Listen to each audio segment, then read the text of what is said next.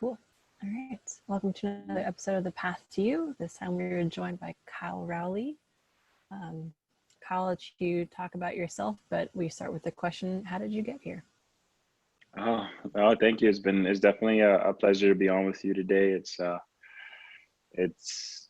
you. It's an honor to get a chance to talk to you a bit and that you wanted to hear a little bit about the story. My story's a bit, I guess I would say, atypical. No, I grew up in Trinidad and Tobago. I was born and raised in Trinidad and Tobago, and then at the age of 16, I was blessed to get an athletic and academic scholarship to come to the U.S. To go to high school. Okay. And so my high school career started, starting at 16, not being able to sort of, handle, things myself, having my mom help me with pretty much everything that I was doing to, move in and go into prep school and started getting that experience in boarding school. I went to Lake Forest Academy in Lake Forest, Illinois. And I spent 2 seasons there before I went to Northwestern University. I played collegiate basketball there for my first 2 years and, had a lot of ups and downs, learned a lot from the experience, but was able to transfer to Moraga, California, which is where we met. And, had an amazing, 2.5 years at St. Mary's. And I was blessed enough to get the opportunity to head over to Europe and play professionally now for 7 seasons. Wow. Just finished my 7th year. Yeah, so it's been a journey through the process, but it's been fun just soaking up as many experiences as I can, learning as much as I can, and just trying to continue to figure life out. I think it's an ongoing journey for a lot of us, and yeah, it's been a great process so far. So cool. So I'm going to take a step back and ask you about how the trip how the opportunity from Trinidad and Tobago to Illinois happened. Like, how did that even take place? Yeah, it was, sort of out of the blue, right? I grew up playing soccer as a kid. I think, when you're younger, you tend to gravitate more towards the sports that your friends play.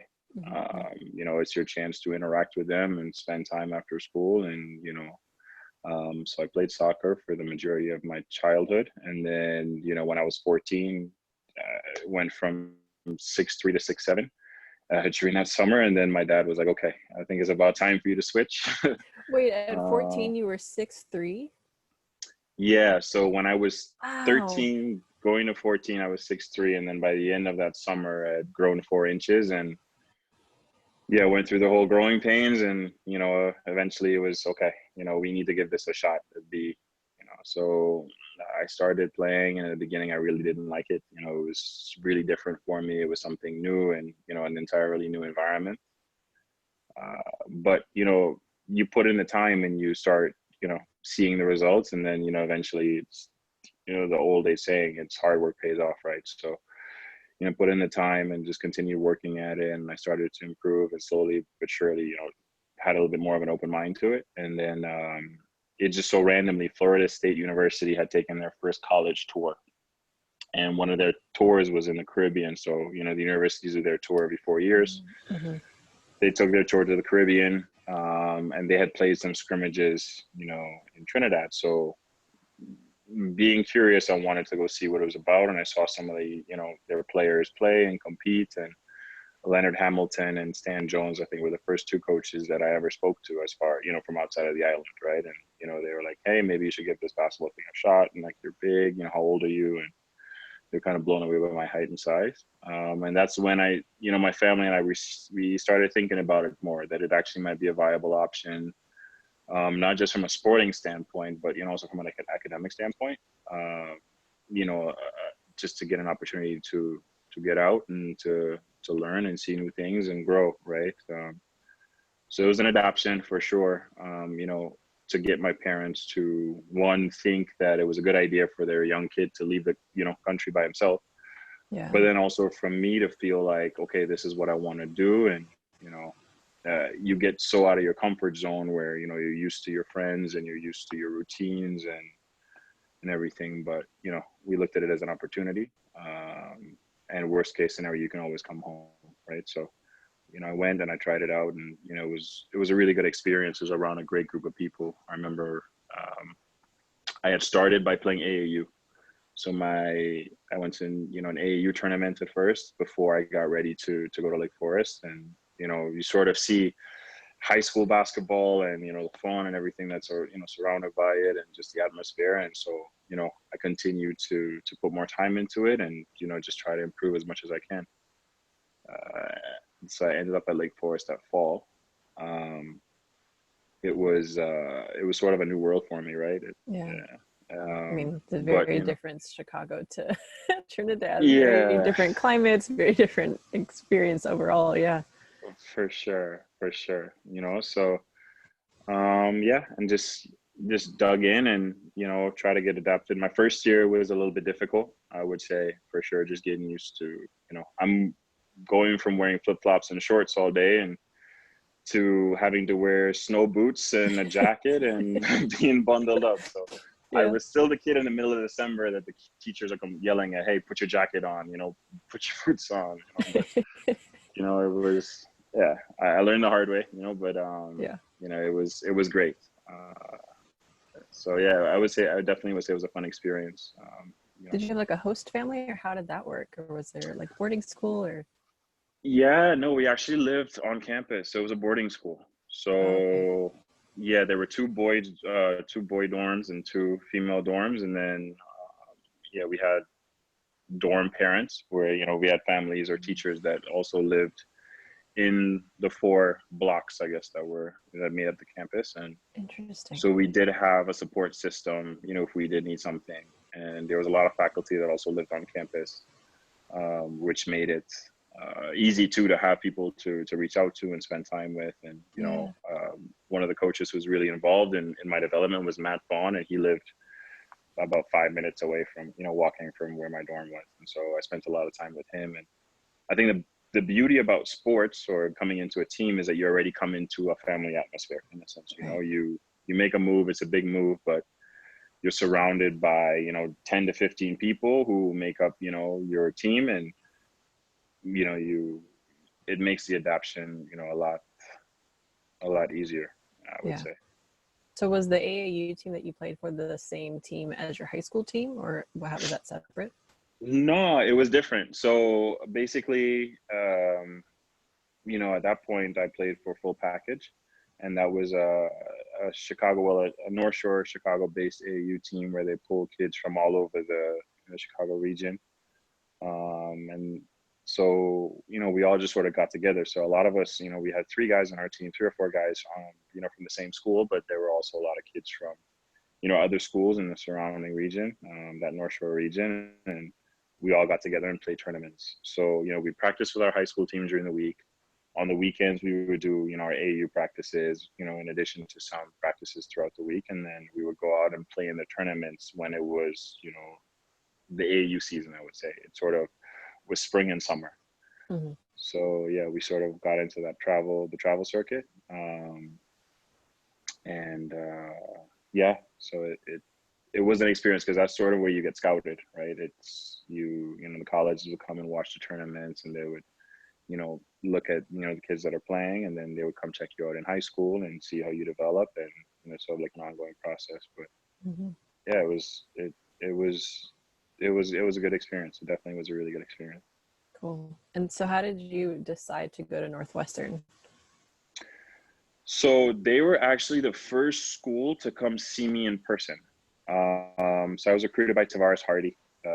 He's now the coach at Loyola University, and he came out to see me. And at that point, I was sort of like a fringe player. Like, a lot of schools didn't really think that I would have an opportunity to play at the college level. They weren't sure yet. And I was a late bloomer, right? You start playing at 16, and a lot of kids have been playing since they could walk.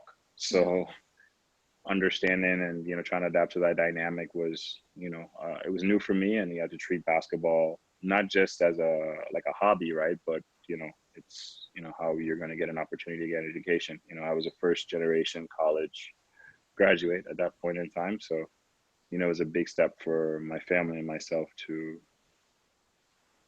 continue to develop and learn and use basketball as a vehicle to see new things, right? Yeah. So Tavares came out, he saw me, he, you know, believed in, you know, me from a college standpoint, from a college level. And then going into my junior year, I started to get a little bit more attention from other schools, but Northwestern was 30 minutes away, you know, and I built a relationship with those guys, and, you know, I would go up and play on the weekends, and, you know, just sort of have, you know, yeah, it was just a great environment for us. And so we built that relationship. And I think it was the first time that I really understood the power of relationship building, right? It's people really start, you know, and when I'm young, you don't really think about it at that point, right? You're Yeah. just like, oh, this is comfortable, you know, but then you see, okay, no, you really put in the time and you really get to know someone and you build those relationships and you continue to strengthen them. And then, you know, opportunities do come out of it. So, yeah, I went to Northwestern, and, you know, my freshman and sophomore, I think I wasn't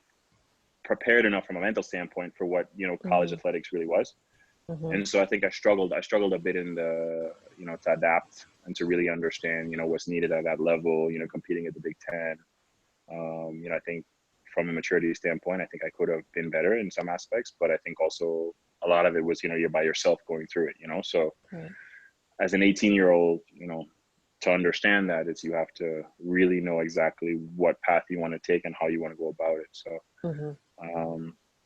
you know, I got in, you know, from a mental standpoint, it was, you know, sometimes it was, you know, it was just tough, like working through it. And, you know, I decided at, you know, one point that I needed to change, you know, to get into experience and, you know, into an environment, you know, and so then I met, you know, David Patrick at that time and got a chance to visit and, you know, met, you know, Coach Bennett and the rest of the staff and, you know, the guys, and, you know, it was, I actually committed on my visit. You know, it was a great experience, and got a chance to see how they work and what they do, and just sort of the culture that they built at St. Mary's. And, you know, you know, it was really healthy for me, and, you know, it was a great environment to just go in and, you know, be me, a fresh start, and start working again to continue to improve. Right. So we were blessed to win, you know, the conference 3 years in a row at that point. And we had gone to the NCAA tournament twice in a row. And, you know, being around guys like, you know, Patty Mills and Matthew Dellavedova, and, you know, guys that I've had a history of, you know, continue doing well. And, you know, Mickey McConnell, who's now an assistant coach there on staff, and just seeing the career that he's had, and,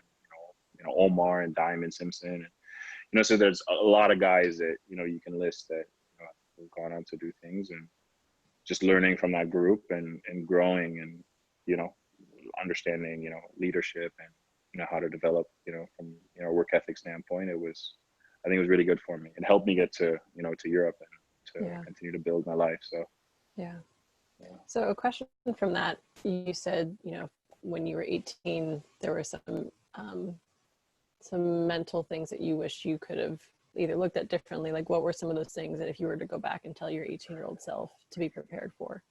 Yeah, I mean, I think it's, you know, at 18, you never really have it figured out, right? I think, you know, when I'm 30 now, and life is still throwing curveballs, and you're still trying to understand, you know, how to work through it, and there's no clear path, right? But I think, you know, understanding, one, you know, the level of commitment and dedication and, you know, passion that you got to put into everything that you do, and, you know, following your heart, and, you know, understanding, okay, this is what I want to do. There's going to be challenges, but how do I work through those challenges? How do I deal with adversity? How do I, you know, understand that it's okay to talk about my frustrations and not hold it in and bottle it up to where it becomes, you know, sort of, you know, more weight in the backpack that you carry around every day, right? I think as athletes, or just in everyday life, I think we have a tendency to bottle a lot of things in. And even as young men, and I think more specifically young Black men, you're told not to show your feelings or your emotions, right? I think that's one thing that you learn when you grow up is, you know, you got to be tough, you got to be strong, and you got to, you know, push through. So, you know, I think from that standpoint, not really reaching out and, you know, having the resources to be able to talk about what I was going through and feel, you know, comfortable enough to work through some of that stuff, I think I would have avoided, you know, or not felt like the world was against me in a sense, if that makes sense. But understanding, hey, you know, this is normal to feel like this, and how do you work through it to get to the point where you want to get to, or what's your end goal, and setting that and having a fierce focus and vision on, you know, this is my path, and this is what I want to achieve. So then how did you meet David Patrick, and I mean, Chicago to Moraga is a very two different Yes. places. It was a very unconventional path. So it's crazy. So I remember my spring season at Northwestern. So at that point, I'd already committed to transferring. And, when you transfer, you're not really involved with the team anymore, right? So you're sort of on your own. You got to work out on your own. You got to figure things out on your own. But I'd remember at that point, the NCAA tournament was happening, and that was St. Mary's Sweet 16 run. Mm. So I see this big kid, he's like a little overweight, and he's, bodying like, 25-10 against Villanova and all these schools. And I'm like, man, they really throw it into the post. Like, how is he developing? Like, what is he doing? Like, they're playing with so much passion. And you're seeing, Delhi, who's got a jersey that's 3 sizes bigger than, he should be wearing at that point, fist pumping in the air, like, and throwing out these shots. And you're just seeing all this passion, right? So I'm like, man, this is awesome. So, and I remember I was just sitting at home and I was watching them. My dad was watching, the tournament at that point in time. And we were just talking, oh man, St. Mary's, And just so coincidentally, like a longtime friend of mine, Daniel Pondeman. So I'd say back when I was 16, he was the first person to sort of see me when he did, we did any of these tournaments. And he was running Illinois high school basketball, which is like, one of those websites that, talk about, high school kids. And he was 16 at the time too, or 15. So we're the same age. Wow. And he had just started this website, and, he was talking about, rankings and recruits and guys and players. And so we had developed this relationship. And then, Daniel calls me up. Is like, hey man, I think St. Mary's, they want to talk to you. And so he connected me, and this point is crazy. He's a 20-year-old at this point, or 19. And he connects me with David Patrick, and David Patrick and I get on a call, and, we're talking about, my experience and everything and what they're trying to do. And they were just actually looking for a center because they're graduating this guy who just gave 25-10 to Villanova, right? So Right. I'm like, no way. I'm watching these guys on TV. Here am I talking to Yeah. DP. So at one point for me, it seemed like, this is destiny, right? This is, here I am talking just literally talking about this 10 minutes before with my dad. And then, not too long after, this opportunity comes up. And, when I went out, like I said, I fell in love with the culture and what they were doing there. And, I really felt, I'd only been there at that point, for a couple of days, I guess, on my visit, and I felt at home already, so for me, it was sort of a no-brainer to commit. And, I started, just got ready for the move and started working. But yeah, it was a cool experience. It definitely was sort of unconventional, but, sometimes life works out that way, right? And sort of things fall into place. So I think when life works out is when it is unconventional. I think if it's cookie cutter, or if it's conventional, then it's not really living on some aspect. Yeah. No, I totally agree. Agree. So there's something really special about what Randy has with his program. And I think when I was there, while you were there, it was really apparent that you all were so close. And I say that's probably true for majority of the teams that he has, but what was so special with your guys' group that made you so close that was like such a special bond?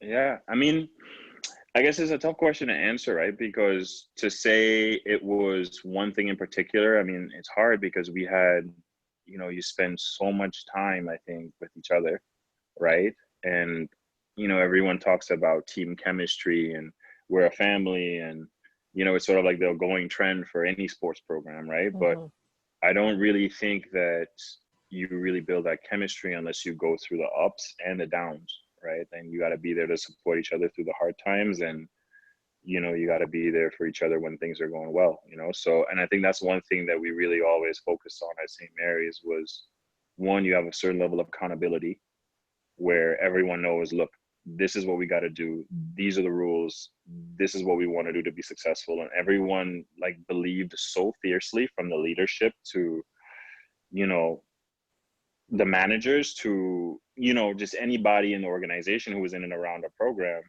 that this is what we wanted to do. So we held each other to a certain level of accountability, both on and off the court, where, you really bought in and you felt like, hey, this is what we got to do. We got to buy into it. We got to, not just talk the talk, but really walk it. And then through that, and just through the hard work and the dedication and just, the overall quality of people that were, part of the program, you you continue to, just build. There were no egos, which was great. And you find, you've got guys, for example, and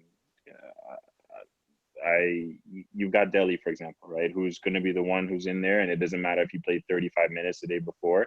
He's the first one in the gym the next day getting shots up, right? So it makes you feel like, okay, I got to do it too, and when, someone does well, you get equally as excited as when you do well. And I mean, there was one moment, I think, for us where, Tim Williams, who had spent, I want to say, his entire senior season, he had a, really scary injury with his knee and missed pretty much his entire season. And literally on senior night, he recovered and was able to play. Yeah. And in the last second of our game, he hits a 3, and the emotion that everyone had in that gym, from the players all the way down, like I still get goosebumps thinking about it, right? So, I think there's, Coach Bennett does a great job of recruiting good quality, high quality people, high character people, first and foremost. But then, you've got his kids, Chase and Cade, running through the gym when they're like 5 years old, right? And being a part of the program and jumping in the locker room. And you've got, your families are so tied in. I've had, Bo Levesque and his family took me in from my first day on campus and walked me out on senior night because my parents couldn't travel, So I think it goes to say the quality of people that are around our program. And, it definitely made the integration process, so easy, and just, from there's something special in Moraga. I mean, I'll just say it that way. It is so weird that it is in Moraga, but you're right. There is something special about that school, that team, those programs that do well. The coaches that they have are special people, and they bring in special people. Yeah, no, definitely. Yeah. So going forward, then, not every collegiate athlete has the opportunity to play professionally. So I think the question is, when did you decide that you wanted to play professionally? Was there ever a moment that you were like, what am I going to do when this is done? And how did you cope with all of that? Yeah, I think, as we talk a little bit, you'll kind of notice a little bit of a trend. It was really unconventional too. If you look at my collegiate career, I wasn't the guy to, lead the team in points or assists or rebounds or anything like that. And, it wasn't one of the situations, I think, where I played a ton of minutes. I think, I had a role on the team, and, to buy into what my role was and to make sure I was also supporting the guys around me was, turned into like what the priority should be. What do we need to do to win? Well, I need to be my best in certain aspects. And then, we're 15 guys who are going to rotate and, do the best that we can to find a common objective, right? But Ian O'Leary, who had come before us, and he was in the class 2009, he actually had been playing in Spain at that point for 2 years, and he was going into his third year. I think he had just finished his third year when I was, just graduating, right? And so I had a really tough decision to make, right? So I had graduated college. I wasn't sure if I was going to be a pro or not. The chances weren't looking that great, right? But and I started applying to jobs, and I had just gotten a job to go back to Chicago to work. And Ian had actually just contacted me and said, hey, to a personal relationship that he had with one of the teams that he had played on, he contacted me and said, their team's looking for a big, they're interested in you. Maybe they'll give you a shot, but you'll be on trial. There's no guarantee. So it was a really difficult decision to make, right? Here I am, I just turned 23. I have a chance to start my professional career, like my basketball career, but I also have a chance to get a job and start working, and, understanding the dynamic of things. I mean, getting a job and working, and, it also provides a certain level of financial flexibility. When I was playing with no guaranteed salary, it's you go, you get cut, then who knows where you're going to end up or what you're going to do and if you're going to have a job or not, right? So It was definitely scary. I think the reality of professional basketball too that not a lot of people really know is that in the beginning, people think that you're making millions, you're not, and you're on these like leagues in Europe where you're bouncing around and you're not sure, you know, where you're going to be, if you're going to get paid, if you're not going to get paid, if your payment is going to come late, if you're going to get paid at all, you know, you don't know what your situation is going to be like. And there's, you know, a lot that can be said for it. But I said, look, I didn't play a ton in college, but I really want to see what my ceiling is because I don't know what it is, you know. I had never really given myself that opportunity to really play, you know, major minutes and see, you know, how I would develop. So I said, look, if anything, I'm going to go for the experience. I'm going to try it for a year. I'm going to try to learn Spanish. And then when it's all said and done, I would have gotten a life experience. I would have learned, and I would have tried to see, you know, hey, can I make it? Can I not make it? And give myself a shot, right? So Yeah. I went out, and I actually got cut after my second week.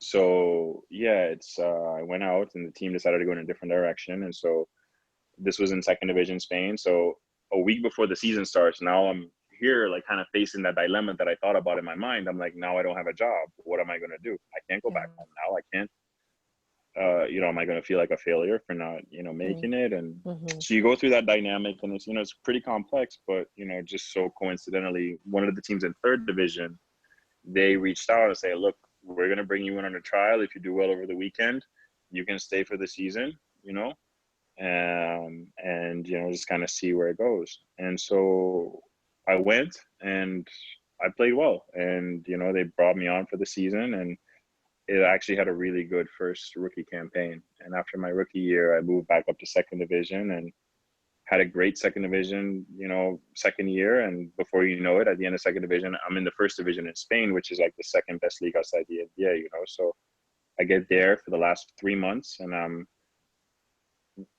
you know, just part of a really good, strong organization and in Bilbao. And so, you know, I was there for the last 3 months, and that's when I thought, like, okay, my career is really going to pick up now. Now I can actually say I'm going to play for, you know, at a high level and feel like, oh, you know, just, you know, make my friends, make my family proud, and just feel like I did it, you know. And right, I had an opportunity where I had a contract that was offered to stay in the first division, and then at the last minute, the team pulled it and said, we're going to go in a different direction.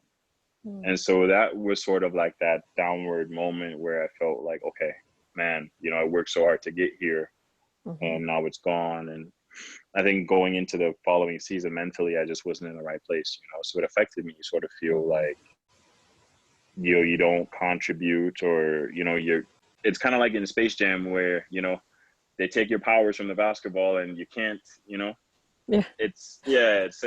Things just didn't work out, you know. It was just, as much as mentally I wanted to do it, I think I had some things that I was trying to work through emotionally that didn't let me kind of get to that point, right? So I spent the first half of the season sort of kind of finding my feet and getting through it. And, you know, I think any athlete would, you know, also say that anything about sports is about confidence, right? So if you don't have that confidence in yourself, as much as you do want to go through, you know, or do certain things, you know, sometimes your body won't let you do it, right? And or your mind, I would say, you know. But, you know, work through it, and, you know, I had to keep pushing. And then, you know, eventually I got another shot, and, you know, I've been maintaining. So now I've been, you know, out here. I just finished my 7th season. You know, and it's been great to be able to get a chance to, you know, learn a new language and, you know, gain a ton of experiences. And, you know, I met my wife after my 3rd year, and we got married out in Spain. And so, you know, we've been living out here in Sweden, I guess, for the last 2 years. So it's definitely been a journey, you know, but it's been fun. Yeah.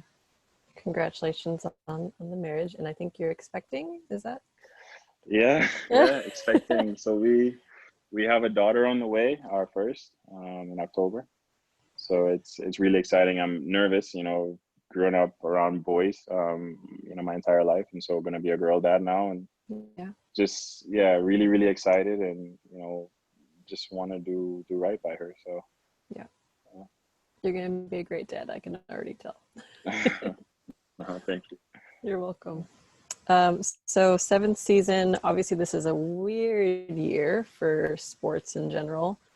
How have you been doing with that? We've talked about mental health a little bit. Like, how has your mental health practices changed throughout this time, especially during this time? Talk about all of that.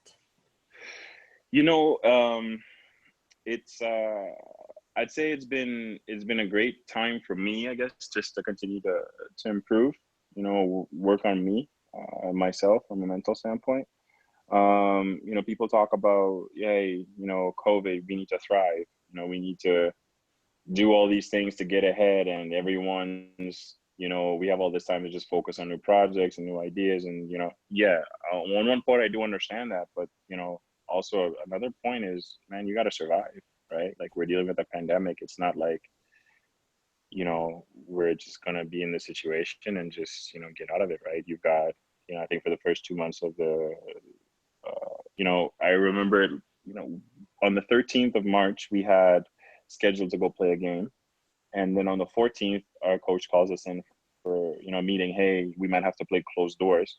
And then on the 14th at night, we have to be on house arrest because everything went into an automatic shutdown and quarantine. So like having that, how quickly things change makes you really understand sort of how fragile life is. Mm-hmm. And it really gave you perspective on, man, things can change really quickly, and, we're not as invincible as we think we are, Mm-hmm. So I started to find a lot of time just to, think and meditate and just really kind of focus in on, okay, how am I feeling today? Get in touch with myself, get in touch with, what I'm going through, and Yeah.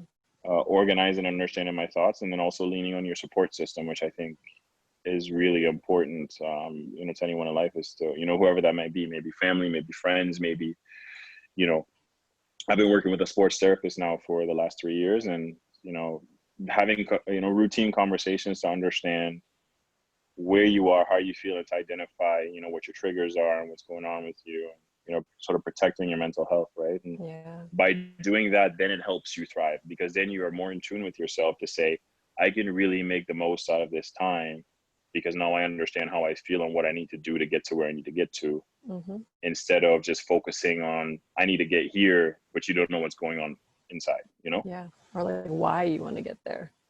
Exactly. Yeah. So, I mean, yeah. Yeah. So I'd say it's been a challenge, but it's been, I think every day you kind of test yourself more and Mm-hmm. more. Mm-hmm. But just understanding that, I think was important for me during Yeah. this time. I have been understanding the concept of like inner child, and how like we're all just adult human bodies walking around with children inside of us, like our child selves. And so I try to remember every morning, like check in, like, what does little Leilani need today? And making sure that I incorporate that somehow in my day. And I can tell the difference when I don't. Like the other day I checked in and was like, what do I need today? And it was, you need to draw and you need to play today. And then I didn't. Right. And at the end of the night, I was like, man, I didn't do that. And I feel like I am exhausted, but I worked, but like, I probably wouldn't be so exhausted if I actually did play today. Yeah.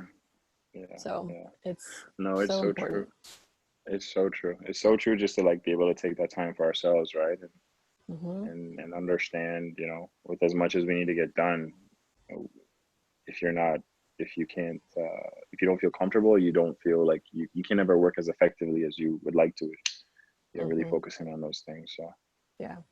For me, I've been learning that emotions are messengers. And so if you're feeling something, what is it trying to tell you? Whether it's from your past or, something that you haven't worked through, or from, past like lineage stuff, what is coming up and what is it trying to tell you? Versus, I think the more that we resist feeling, then it comes on stronger later. And then it becomes this like crazy, unbearable feeling that's like, why am I feeling this so much? Like, well, because you didn't listen the first time.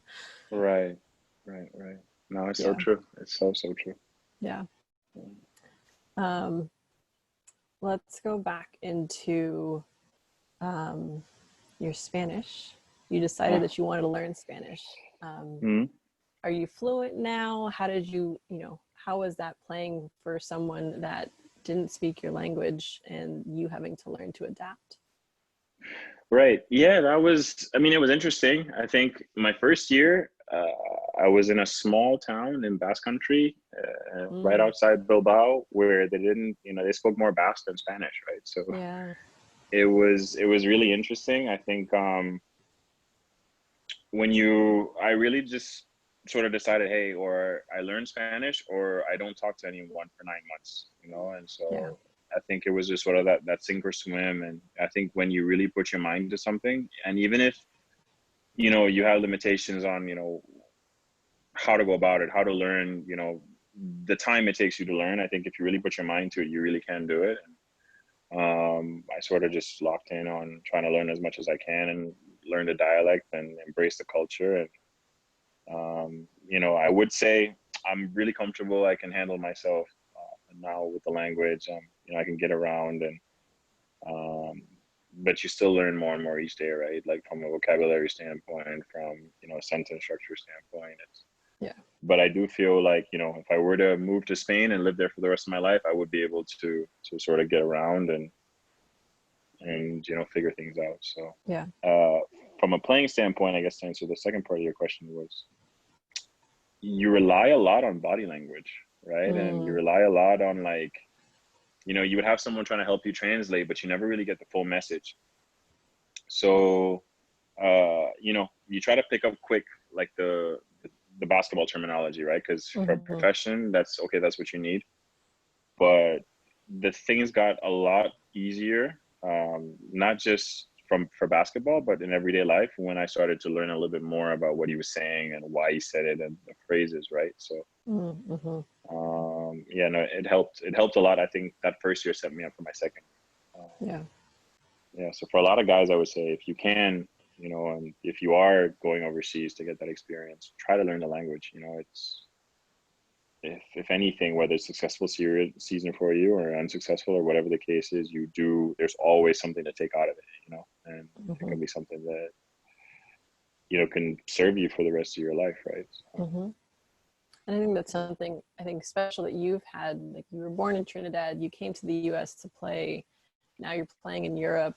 There's not a lot of people that have that experience of travel overseas. And Right. it teaches you so much about humanity and about culture and how the same we all are, but how different we all are, but still the same at the same time. Like, I don't know if that makes sense, but yeah, it's, what has been your experience going from Trinidad to the US to Spain and now Sweden? Like, what is a key takeaway from all of the travel? I think the biggest thing is really just learning to be flexible and adaptable, right? There's no, I mean, every culture is different. You're going to meet a lot of different people, or not everyone's going to get along, or you might not be able to understand each other, but that just means, hey, you got to adapt and you got to figure it out, and, really strive to make the most out of the situation with the cards that you have in front of you, right?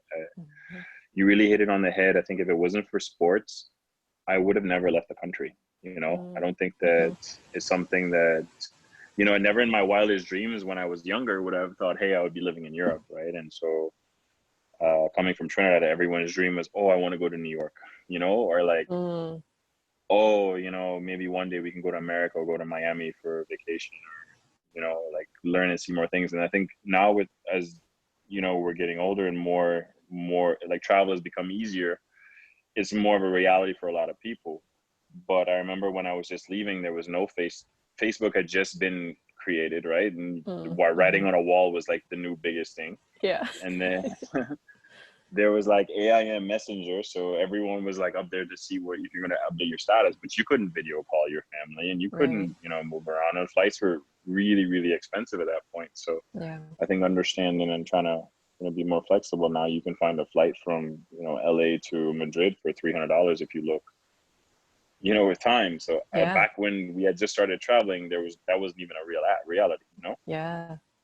And so just trying to be flexible and looking through and trying to take advantage and soak up as much as you can, with your surroundings. I think that was one thing that I really appreciated, because now I think I've made a lot of lifelong friends through the process, and maybe in situations that I would have never thought to try or get a part, be a part of. And I think it's definitely something that I'm very fortunate for, and I'm blessed to have had the experience to do it.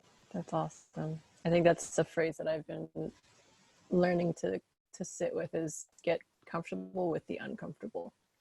Mm, Because yeah, that's where the experiences that you learn from happen, and that's where, you know, you think you might not get along with someone, but you have a conversation with them even if it's uncomfortable, and you could end up, like you said, being lifelong friends if you just take that yeah, first step. yeah, yeah. Yeah. No, exactly. Yeah. It's so true. Let's talk a little bit about what you're doing outside of basketball. Like, you have a number of different ventures that you're a part of. If you want to talk about any of them in particular, how did you choose to be a part of them? Um, yeah. Yeah. I've always just been really interested in learning new things.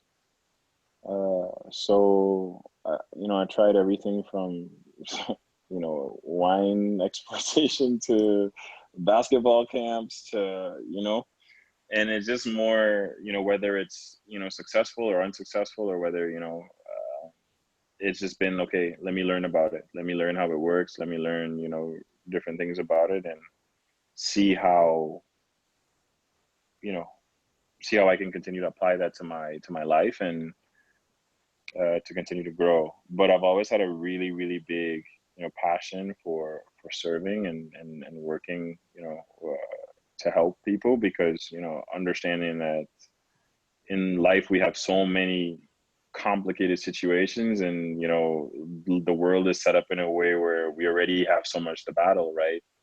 That we should work together instead of, working against each other, Mm-hmm. and I think that that's been something that's really stood out to me. And so I've always had a passion for helping, whether it's, especially at the youth level, with kids, and, helping, with player development and camps, and being able to help kids, get opportunities that, I got, or that I can help them get that I didn't have, has been Mm-hmm. something that's always stood out. So, and then also, from a service standpoint, it's, being an advocate for, when people need to talk, and to work through things that they've been, going through. I really appreciate and value that, because I think that not enough emphasis, or not enough importance is placed on, mental health and mental health awareness. Um, especially today, that, there are a lot of people who, do have a lot to carry, and how can we, work through that? How can, we continue to push those boundaries and help provide support in places where it's needed, Mm-hmm. Um, and then, yeah, from a business standpoint, I just started this year my own consulting company. Okay. And so, yeah, it's been a fun journey. It's called Creative Ventures. And so basically what it is a company dedicated to connecting the dots, through, people in the sports world.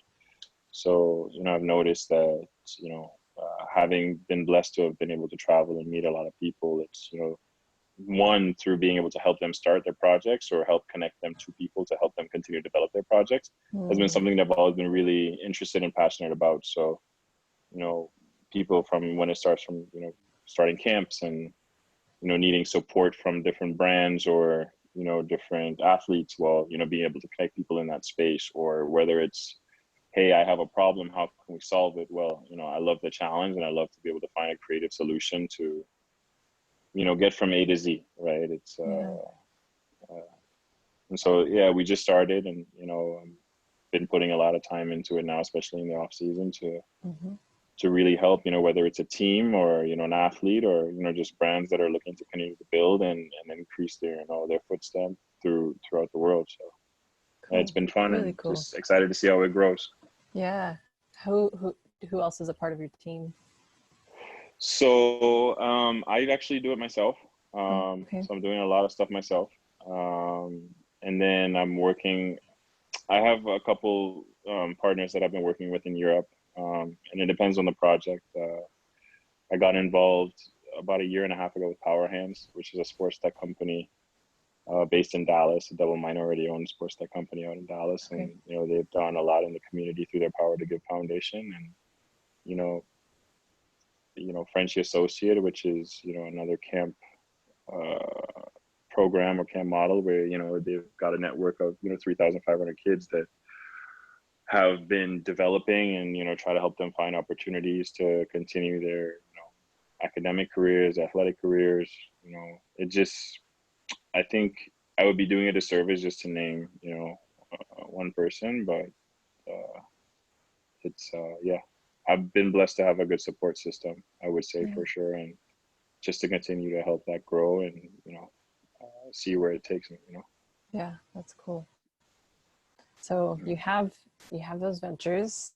Very exciting. I'm always a big proponent of problem solving, connecting the dots, and being a conduit for different people. So it's really cool that you're doing that. I love that.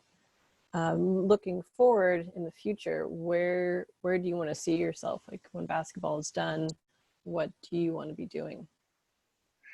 Yeah, it's I'm still, I guess, in that process, right? Like figuring it out. I think from a long-term perspective, I think one of my dreams is always to work in the NBA and be an NBA general manager. I think that would be like an absolute dream, right? It's to understand the construction of a team, how to build a team, understanding the different dynamics that go into place. And I've always been in love and fallen in love with the sport. But as it stands right now, I just want to continue to build what I've got going on and try to use it as an opportunity to help as many people as I can. Mm-hmm. And whatever I do, I think long term is just more, how can I help make a difference, right? I think it's well, it took me a while to figure out what my why is, and whatever industry avenue that may be, Mm-hmm. just continue to build that and just help be a positive contribution to the lives of the people that are around me. I think it's just I guess my biggest driving factor, and Yeah. it's hard to say right now, right? I wish I had a more direct answer for you, but as we kind of talked about, my life hasn't really been that Yeah. direct. So Yeah. we'll But you see have where a I end up. why, which is the first step. I think a lot of people kind of keep going without the why, and so I think having the why, you've made it very clear that when you have something in front of you, you're going to go after it and attain it. That no stopping you. So Thank you. yeah, I look forward to seeing what you do. Yeah. Um, Any advice for younger athletes, whether they're looking to transition into collegiate athletics or making the jump from collegiate to professional overseas? Yeah. I think as far as that goes, is just one, understand what you want out of your experience, right? I think uh, a lot of times, when you're growing up, it's you get sort of so caught up in like the glitz and the glam of the experience, or who wants me more, or you know where am I going to end up and what I want to do, but understanding what you want out of your experience, right? So your collegiate experience, whether it's from high school to college, it's what type of atmosphere do I want to be in and what do I want out of my experience. And I think that would help narrow down the search a lot more, right? To Mm-hmm.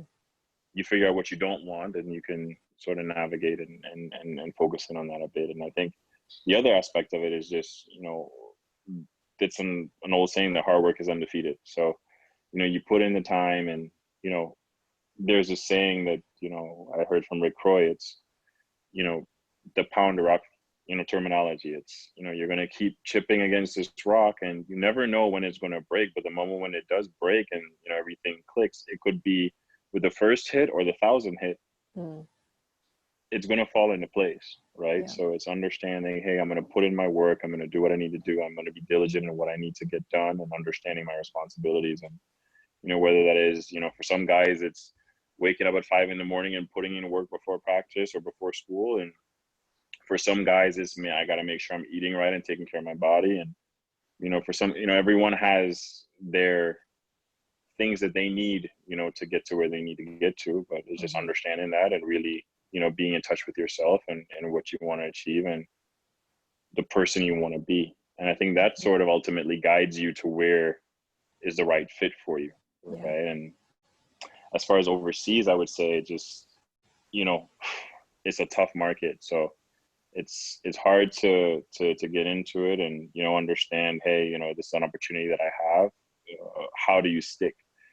I wouldn't say I stuck because I was a good player, right? I would say, I put a lot of work into it, and, I just worked every day, and I showed up on time, and I worked hard, and I tried to be a good guy, a solid guy all around. And, eventually, your character also helps you stick, in places, and people who, they tend to appreciate hard work and consistency sometimes over talent if your attitude's bad. So I think that's one thing. It's your first 3 years in your career is, what type of legacy are you trying to build for yourself, and what do you want people to remember from you, and what do you want to be known for? And that may open more doors for you than just being able to shoot 50% from three. It's and where you stick, it's and just competing for the overall good of the team. When you win, everyone wins, and when you lose, it's hard for people to remember, hey, this was the guy who scored 30 points on a team that went 0-22, Right. It's and what a it's sort of a metaphor for life too. Yeah. Man, yeah. So true. Yeah. And we all win. We all win. When we lose, when someone loses, we all lose. Yeah, exactly. Yeah. Cool. I'm trying to think if there was something else that came from that. You had said something about college. Rick Roy. Oh, you had said that, when the rock's supposed to fall, it's going to fall. And that seems so true for when you're talking about from your time at Northwestern to St. Mary's, and that you were just talking about it. You worked hard, you met the right person, you had good connections with people, and it just goes to show when something is in alignment and when you do your work, whether that's internal work or external work, everything will fall into place when it's supposed to. Yeah, no, it's at least it's what I try to live by, and I've had good people to show me the way too. So it's try to follow that, and as challenging as things may be, it's don't give up, right? It's you got to climb to the top to get to the you got to enjoy the climb to get to the top of the mountain, and I just kind of soak in that experience. Yeah, and sometimes taking a different direction and not having to go straight. Yeah.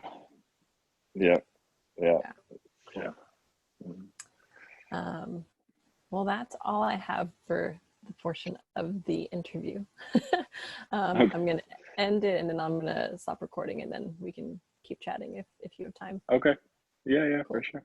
Awesome. Well, thank you for this portion. If people want thank you so much. learn more, where can they find you, contact you, learn more about what you're doing? I'm always shoot me an email whenever you'd like to. My email address is Kyle, Kyle, at creative, K-R-8-T-I-V-E, ventures.com. And then I'm on Instagram, K.R0W, Facebook, Kyle Rowley. I'm just happy to connect whenever. If you ever just want to reach out or talk or whatever, I'm happy to connect. So cool. I'll put that on the bottom of the show notes. So dope. All right, let's stop recording.